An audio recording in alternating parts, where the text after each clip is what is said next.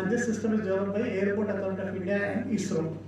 Basically, what we'll do, we'll see the operation of the WAS. Okay, we have seen the operation of the that is known as the that is GPS system. Now here, what is happening is this is an US region, and these red dots are known as the wide area reference stations. Okay, and these are GPS signals which are there. Okay.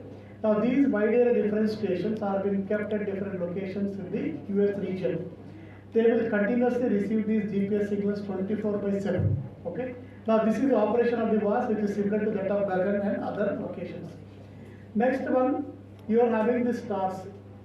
These are known as wide area master stations. Okay. So what they do, what are the information which is collected by these WARS, they are being sent to here. Okay, at this particular location. That is the wide area master station. Now, once these signals are received, now what they do is they will send it to these pink triangles are there. Those are known as ground uplink stations. Okay. Now, ground uplink station signals are sent to the geo satellites, not to the GPS satellites. Okay. These are sent to the geo satellites. Now, there are only 2 geo satellites where they receive the signals. Now, aircraft is moving over the US region. Okay. When the aircraft is moving over the US region, then this aircraft will receive the GPS signals and geo corrections, improve the position when it is moving over this particular region. Okay. This is the basic principle of operation of wide area augmentation system. Okay. Now, if this WAS is not there, then you will have less number of aircrafts which airport can handle. But if you have the WAS in operation, then you can have more number of aviation sector aircrafts can handle here. Okay. Basically, more the precision, more the accuracy, more the availability, more the continuity, more the number of applications you can have. Okay.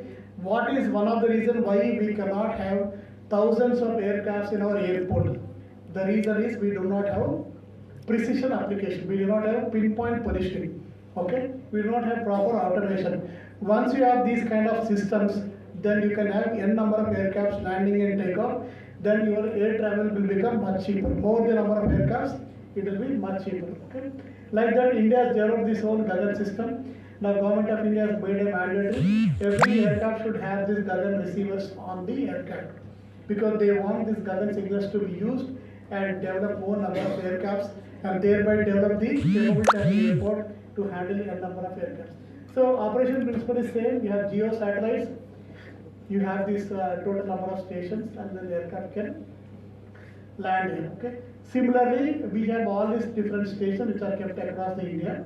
They all will be able to provide you the positioning applications. Okay. Now, what is the problem with this particular SBAS system? Accuracy is only 5 meters. We want much more less than that.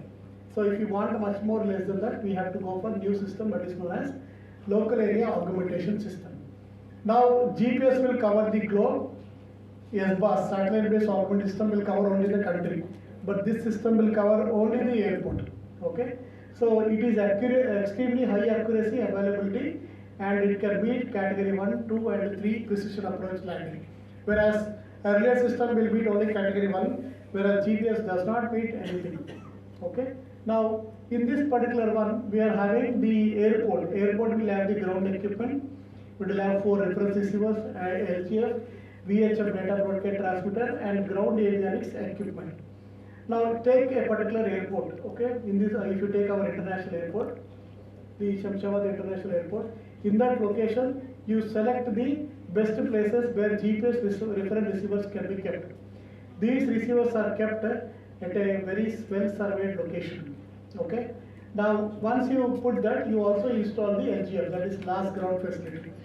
You collect all the receivers here, okay, and these receivers will 24/7 will collect the signals from the GPS satellites, will send the corrections to the LGF, then LGF will calculate the corrections. Okay, those corrections will be sent to the VHF data broadcast. Okay, they have to send the correction to the VHF data broadcast.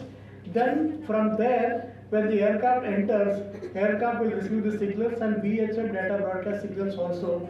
Then this aircraft can land and take off automatically without much dependence on ATC.